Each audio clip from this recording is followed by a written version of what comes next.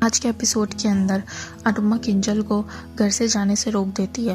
वह कहती है कि वनराज ने उनके साथ में गलत किया, लेकिन इसका मतलब ये नहीं है कि वह भी वनराज के साथ में उतना ही गलत करेंगे। उसी समय राखी वहाँ पे आ जाती है। राखी आने से ही शाह परिवार को ताने देने लगती है। लीला को गुस्सा आ जाता है। वह कहता है कि अब अगर राखी ने एक और शब्द का इस्तेमाल किया तो वो उनके घर में आई नई झाड़ू का इस्तेमाल उसके ऊपर करेगी। राखी ये सुन के चौंक जाती है। हंसमुख लीला को कहता है कि राखी उनकी समधन है, उन्हें ऐसे बात नहीं करनी चाहिए। जबकि लीला कहती है कि अगर राखी उनके साथ में बदतमीजी करेगी तो वो उसका जवाब जरूर देगी। उसी समय काव्या भी आ जाती है। वो वनराज से बात करना चाहती है। वो वनराज को ऑफिस के बारे में कुछ बता रही होती है। कहती है कि उनका जो नया बॉस आया है वो ऑफिस में आए दिन नए ड्रामे खड़े कर रहा है।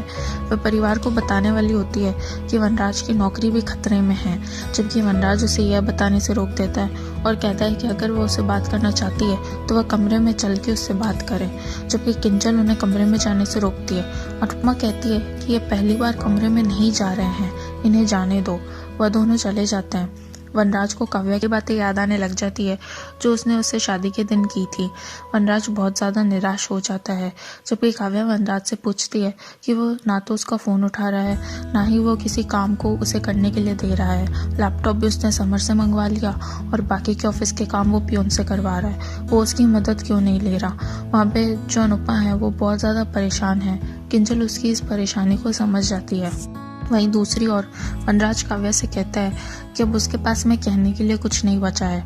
जो भी शादी के दिन हुआ था वो बहुत ही ज़्यादा गलत हुआ था और उसके बाद उसे यह लगता है कि जब वो दोनों साथ में रहते थे तब उनके बीच में बहुत झगड़े होते हैं, लेकिन जब वो साथ में नहीं रहते तब उनके बीच में झगड़े कम होते थे और वो एक दूसरे से मिलने के लिए बहुत ज़्यादा तैयार रहते थे।